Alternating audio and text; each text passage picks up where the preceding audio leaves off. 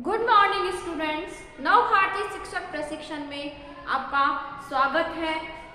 हमारा जो paper 5th में आज आपको पढ़ाने जा रही हूँ, मेरा नाम है संजू शर्मा और जो हमारा 5th पेपर है उसका नाम है संकाय एवं विषयों की समझ। ये पेपर भी स्टूडेंट्स हमारी 3 यूनिट्स का यानी कि 3 इकाई का 3 यूनिट का ये हमारा पेपर है और पूर्ण ये हमारे 35 का है,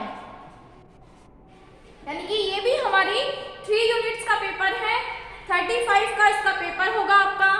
और जो हमारे पेपर का नाम है 5th पेपर संकाय एवं विषयों की समझ, अंडरस्टैंडिंग डिसिप्लिन्स एंड सब्जेक्ट, ये हमारे पेपर का नाम है। अब हम जब इस पेपर का नाम हिंदी में और इंग्लिश में जब हम इसका ट्रांसलेशन करते हैं तो कई बार होता है कि बच्चों के लिए जब ये पेपर नया है तो उसे समझने में भी आसानी हो जाती है। इसीलिए सबसे पहले मैं इस पेपर के बारे में, जो हमारा नाम है इसके बारे में और हम इसको किस नाम से हम इसे आगे जानेंगे, इसके बारे में थोड़ा सा मैं आपको बताना चाह रही हूँ।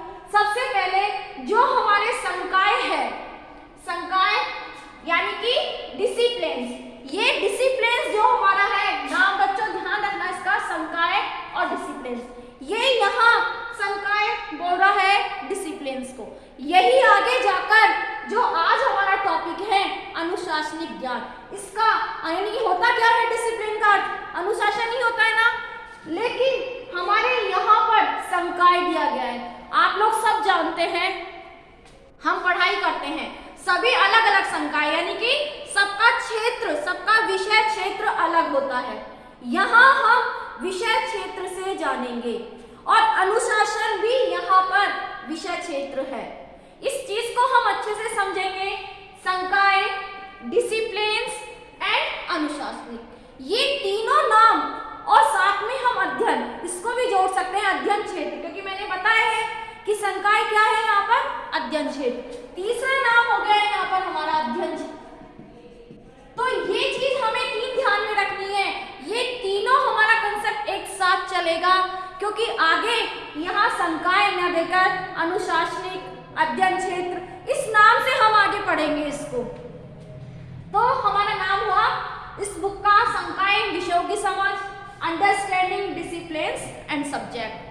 अब हमारा टॉपिक है आज का अनुशासनिक ज्ञान का अर्थ एवं संप्रत्यय। अब यहाँ भी अनुशासनिक क्या हो गया हमारा डिसिप्लिन्स, यानी कंसेप्ट ऑफ डिसिप्लिन्स, यानी कि उसके कंसेप्ट के बारे में हम जानेंगे कि अनुशासनिक का अर्थ क्या होता है, डिसिप्लिन्स का अर्थ क्या होता है। आप लोग सब जानते हैं कि जब भी हम, अनुशासन क्या होता है, यानी कि हमें जो कार्य कर रहे हैं उसके लिए जो नियम बनाए जाते हैं, नियम, हमारे सिद्धांत, ये सब जो हमारे बनाए जाते हैं उसके अंदर रहते हुए हमें कार्य करना।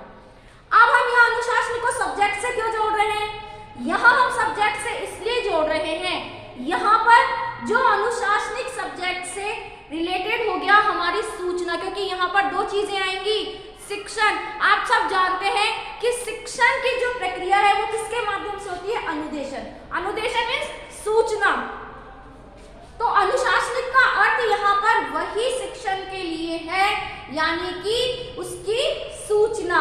ये नया नाम क्यों जोड़ा गया है कि अनुदेशन हमें क्या करना सिखाता है, हमें सूचना देता है, चाहे वो विषय से संबंधित हो, उस क्षेत्र से संबंधित हो। तो अनुशासनिक के लिए हम जानते हैं कि अनुशासन एक ऐसा होता है जिसे हम समाज पूरा मानता है उस चीज को। समाज के लिए भी अगर एक व्यक्ति आपने देखा है डिसिप्लिन में रहता है तो वो व्यक्ति सबके लिए आइडल बन जाता है। वही चीज हम हमारे स्कूल के लिए लागू करते हैं। हमारे विद्यालय में भी अनुशासन कितनी जरूरत होती है, यानी कि जो स्टूडेंट डिसिप्लिन में रहता है। अब यहाँ हम डिसिप्लिन का अर्थ व्यवस्था से नहीं जोड़ सकते, यानी कि जो शैक्षणिक व्यवस्था है उससे हम अनुशासन को नहीं जोड़ेंगे, क्योंकि वो शैक्षणिक व्यवस्था एक अलग होती है और अनुशासनिक का ज्ञान हो गया कि बच्चों को जो सूचना हमने दी है उस सूचना को उसने कितना ग्रहण किया है और साथ में उन्हीं सूचनाओं को आगे अपने भविष्य में किस तरीके से वो प्रयोग में लेते हैं। यहाँ वो अनुशासन अनुशासन होता है। यानी कि अनुशासन यानी सूचना, सूचनाओं को हमने एकत्रित की, यानी कि हमारी ऐसी सूचना ना हो, शिक्षार्थी ऐसी सूचना ना लें कि जो सिर्फ वो अपने प्रेजेंट में काम में ले और फ्यूचर में आने वाले में उन सूचनाओं का कोई महत्व नहीं रहे। तो यहाँ उसी अनुशासन की बात की गई है कि अगर बच्चा, विद्यार्थी जो सूचना ले रहा है, उस सूचना को किस तरीके से वो आगे अपने फ्यूचर में काम में लेता है, इस पर किया जाता है। हम कहते हैं शिक्षा क्या है हमारी, जिसे अगर शिक्षा को देखा जाए तो शिक्षा क्या होती है, जो बच्चों का चहुमुखी विकास करे, सर्वांगीण विकास करे, तो वही अनुशासनिक होता है। यानी कि जो शिक्षार्थी का शिक्षा के साथ साथ उसका सर्वांगीण विकास दे, वही अनुशासनिक ज्ञान है। क्योंकि जो शिक्षा उसने ली सिर्फ उसे विद्यालय तक सीमित है और आगे उसने उसको प्रयोग में नहीं लिया, सिर्फ एक कहते हैं ना कि एक खुद एजुकेटेड होकर रह गया, लेकिन उस एजुकेशन का उसने सही ढंग से प्रयोग नहीं किया, तो वो उसे अनुशासन नहीं सिखाता। तो यहाँ पर वही चीज बताई गई है कि अनुशासनिक ज्ञान क्या होता है। अनुशासनिक ज्ञान के लिए कहते हैं कि जो 19वीं सदी थी, 19वीं सदी में इसे जर्मन विद्यालय से, जर्मनी विश्वविद्यालय ने जो सूचना का नाम दिया गया था, इंफॉर्मेशन को, उसी को ही इसका नाम दे दिया गया अनुशासन का। यही सूचना हमारी क्या हो गई, अनुशासनिक ज्ञान हो गया। इस शब्द का प्रयोग उन्होंने किस में लिया, जो मैंने बताया आपको, अध्ययन क्षेत्र के लिए, अध्ययन क्षेत्र के लिए। और अध्ययन कौन सा, संकाय, हम जिसे हमारी सब्जेक्ट्स कहते हैं, विभिन्न सब्जेक्टों में इसका प्रयोग। तो ये हमारी शुरुआत जब इस शब्द की हुई वो कहां से, 19वीं सदी से शुरू हुई। कहां से, जर्मनी विश्वविद्यालय से। ये हमारी इसकी स्टार्टिंग थी, जिसमें कि किस तरीके से इसको एक नए रूप में, एक विस्तृत रूप में सूचना का इसका नाम दे दिया गया। उसी सूचना को आज हमने अध्ययन के क्षेत्र में चुनते हुए इसका अनुशासनिक नाम दे दिया गया, संकाय नाम दे गया है। सूचना का ही रूप, क्योंकि जो सूचनाएं हम ग्रहण करते हैं उन सूचनाओं का प्रयोग करना हमारा अनुशासन होता है। किस तरीके से उस नियम, उन कानूनों में रहते हुए हम उन चीजों को ग्रहण करते हैं और साथ में आने वाले समय में हम उसका प्रयोग करते हैं, तो ये हमारा अनुशासन हुआ। अब हम देखते हैं कि जो अनुशासन शब्द है, यानी कि अनुशासन का अर्थ, अनुशासन के अर्थ के बारे में हम जानेंगे कि अनुशासन का अर्थ सबसे पहले किससे शुरू हुआ, डिसिप्लिनर।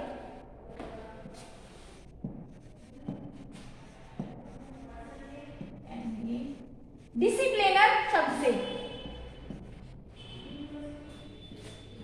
शब्द से इसकी उत्पत्ति हुई।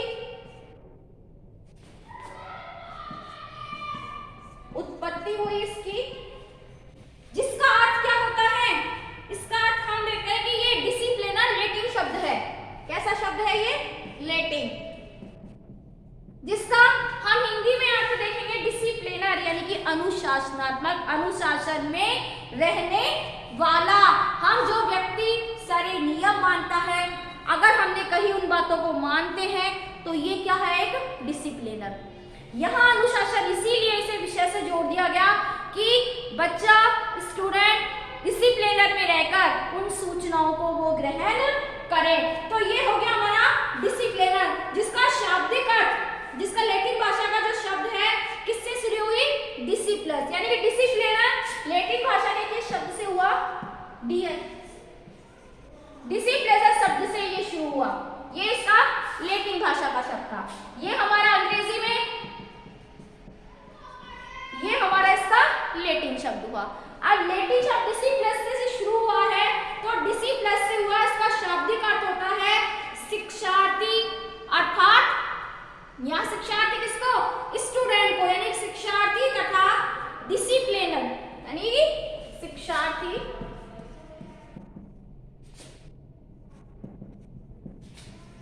डिसिप्लिनर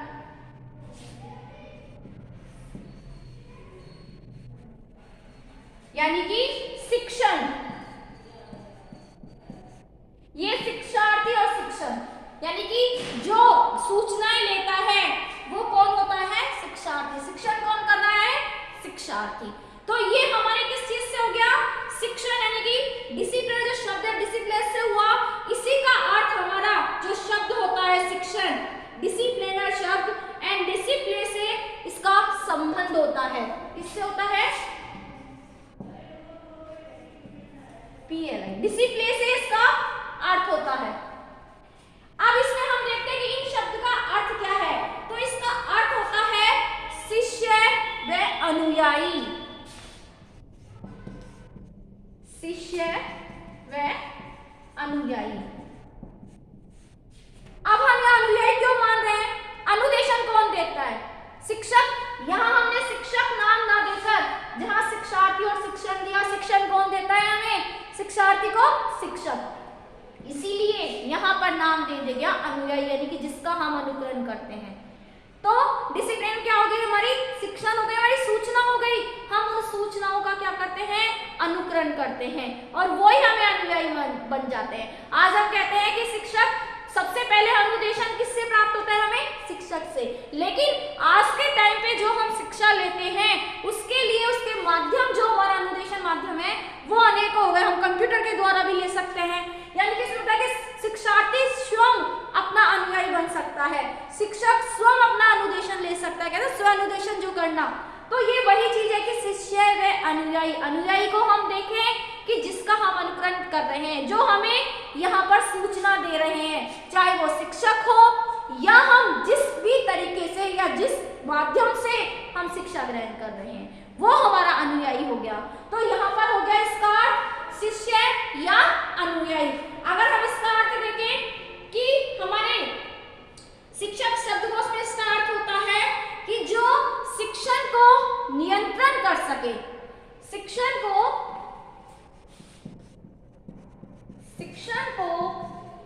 नियंत्रण करे तथा स्वयं नियंत्रण में रहते हुए, स्वयं नियंत्रण में रहते हुए सूचनाएं ग्रहण करें तथा इस शिक्षण के माध्यम से, शिक्षण के माध्यम से व्यवहार में परिवर्तन आए।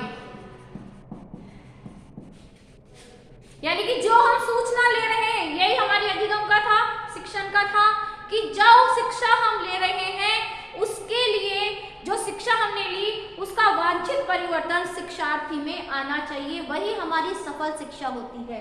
तो वही बच्चों यहाँ पर अनुशासन का नाम दिया गया है। सिंपल भाषा में हम जानेंगे कि अनुशासन जो डिसिप्लिनर है, यानी कि हम जिसमें नियंत्रण, नियम, सिद्धांत, इनके माध्यम में हम रहते हुए जिन चीजों का ज्ञान प्राप्त करते हैं वो हमारा अनुशासन होता है।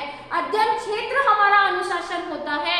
फॉर एग्जाम्पल हम देखें कि जब हम अनुशासन में रह रहे हैं तो अनुशासन में रहने का मतलब है कि हमें सभी चीजों का ज्ञान होना चाहिए, हर क्षेत्र का हमें ज्ञान होना चाहिए, तभी हमारी जो शिक्षा है, जो सूचना है, आगे फ्यूचर में हमारे लिए प्रभावी बन सकते हैं। हम देखते हैं 10th तक हम सभी विषयों का ज्ञान प्राप्त करते हैं हम सभी विषयों का। वो क्यों करते हैं? क्योंकि जब हम 11th 12th में आ रहे हैं तो उन विषयों का हम वहां प्रयोग करेंगे। वो अनुशासन हमारा कहाँ काम आएगा? हमारी 11th 12th में, कि हमें किस क्षेत्र में जाना है, किस विषय क्षेत्र को हमें चुनना है।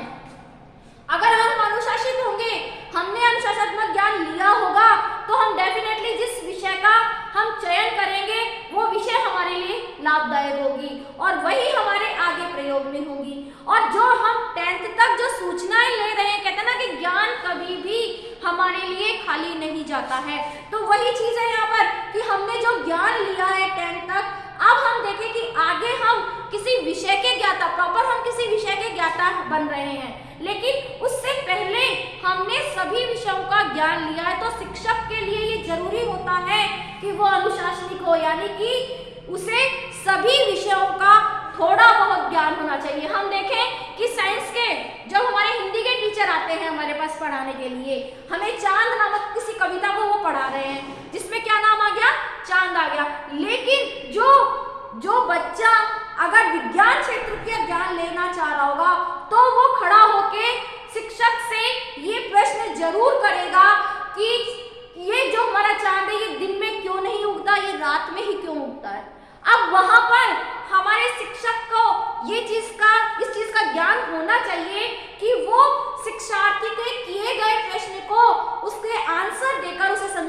पाए। तो यही हमारा अनुशासनिक ज्ञान होता है कि हम किस तरीके से सभी क्षेत्र का बच्चों को जो ज्ञान देते हैं, क्योंकि वो ज्ञान जो हमने लिया पहले वही ज्ञान हमारा बाद में काम आता है। तो सूचना ऐसी होनी चाहिए जो हमें हमारे भविष्य में काम दे। तो यही हमारे अनुशासनिक ज्ञान का अर्थ है, जिसे हम संकाय कह सकते हैं, अध्ययन क्षेत्र कह सकते हैं, डिसिप्लिनर कह सकते हैं, अनुशासनिक कह सकते हैं, अनुशासनात्मक कह सकते हैं। इसी अनुशासनिक ज्ञान, यही बुक का नाम है और यही हमारे सबसे पहले कंसेप्ट है कि हमें किस अनुशासनिक ज्ञान होता क्या है, संकाय को ही अनुशासक क्यों कहा जाता है, या हम इसका नाम जो संकाय के साथ इंग्लिश वर्जन है इसका डिसिप्लिनर, इसे इस नाम से जानते हुए अनुशासन का किस तरीके से विषय क्षेत्र में इस शब्द का प्रयोग किया गया है। अब हम इसकी परिभाषा देखते हैं। इसकी परिभाषा हम आर.के. शर्मा जी के अनुसार इसकी परिभाषा देखते हैं कि शैक्षणिक अनुशासनिक ज्ञान एक प्राचीन ज्ञान संबंधी परंपरा है। प्राचीन में हमने क्या दिया, शिष्य, देखा ना कि मैंने यहाँ पर लिखा भी आपको, शिष्य व अनुयायी, जहाँ गुरु को कौन होते थे, शिष्य के अनुयायी, यानी कि गुरु और शिष्य। तो परंपरा ये कौन सी है, प्राचीन है, नियम जिसमें होता है शैक्षणिक अनुशासनिक ज्ञान एक प्राचीन ज्ञान संबंधी परंपरा है जो कि शिक्षा एवं शैक्षणिक विषयों के मध्य अनुशासन एवं सह संबंध का प्रकटीकरण करते हैं। बताया मैंने, पहले भी बताया था आपको कि ये विषयों के बारे में बताते हैं, किस तरीके से गणित को हम साइंस से जोड़ेंगे, हिंदी को हम एसएसटी से जोड़ेंगे, ये अंतर विषय का जो संबंध है उसे प्रकट करते हैं। कि किस तरीके से हम जानते हैं कि जब हम एसएसटी पढ़ते हैं, जहां हमने 10th तक एसएसटी पढ़ी, लेकिन 11th में जाकर हमारे उस एसएसटी के पार्ट हो जाते हैं, ज्योग्राफी अलग हो जाती है, हिस्ट्री अलग हो जाती है, सिविक्स अलग हो जाता है, पॉलिटिकल अलग हो जाता है। वो पार्ट किसके हैं, शाखा तो पूरा पेड़ तो एक है हमारा एसएसटी, लेकिन उसकी हमने शाखाएं जोड़ दी गई, यानी कि पेड़ पूरा है हमारे पास यहाँ पर इसका एसएसटी, लेकिन इसका पार्ट यानी कि सामाजिक अध्ययन, सामाजिक अध्ययन, लेकिन हमने इसे विभिन्न भागों में जोड़ा। कैसे, ज्योग्राफी अलग कर दी, राजनीतिक विज्ञान अलग कर दिया, अर्थशास्त्र अलग कर दिया, सिविक्स अलग कर दिया, हिस्ट्री अलग हो गई, यानी कि नाम एक हो गया लेकिन इसको अलग अलग कर दिया, लेकिन फिर भी हमारा क्या है, उसका अंतर संबंध है। तो वही चीज बताई गई है कि सर्वोत्तम शिक्षण वही निर्मित है, और दूसरी ओर जो हमारे शैक्षणिक विषय हैं, जो कि शिक्षा एवं शैक्षणिक विषयों के मध्य अनुशासन और सह संबंध का प्रकटीकरण करें। यानी कि अनुशासन में रहते हुए बच्चे कंफ्यूज ना हो, वो इस चीज को जाने, और शिक्षक को ये बताना है कि किस तरीके से इस सामाजिक अध्ययन में और इन विषयों में अंतर संबंध है।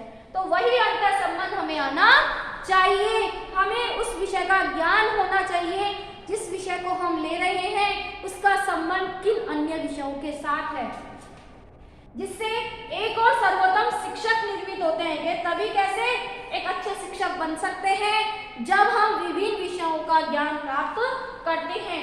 दूसरी ओर छात्रों का सर्वांगीण विकास भी संभव है, क्योंकि शिक्षा का मेन उद्देश्य क्या है, छात्र का सर्वांगीण विकास। शिक्षित होने के साथ साथ उसे ऐसी शिक्षा मिलनी चाहिए जिससे वो अपनी आजीविका का साधन भी जुटा पाए, खुद शिक्षित भी हो पाए, और वो जो शिक्षा उसने ली है उस शिक्षा को वो आगे निरंतर रख सके। सबसे ज्यादा शिक्षा अगर हम लेते, शिक्षा होती कैसी है, निरंतर चलने वाली। तो वही चीज है कि ऐसी शिक्षा हम ग्रहण करें जिसका हम आगे तक उसका प्रयोग कर सके। दूसरी, इससे विकसित एवं समृद्धशाली राष्ट्र की नींव रखी जाती है, तभी हमें हमारे एक अच्छे आगे उन्नतिशील राष्ट्र की हम स्थापना कर सकते हैं। तो स्टूडेंट्स, आज हमने ये देखा है, मैंने इसीलिए सबसे पहले आपको इस पेपर का नाम समझाने की कोशिश की है, उसी के साथ मैंने अनुशासनिक ज्ञान का अर्थ है, क्योंकि ये जो पुस्तक है हमारी उसी के साथ अनुशासन का संबंध जुड़ा हुआ था, इसीलिए मैंने आपका का ये टॉपिक लिया। ये फर्स्ट यूनिट का और प्रथम हमारा टॉपिक है। धन्यवाद।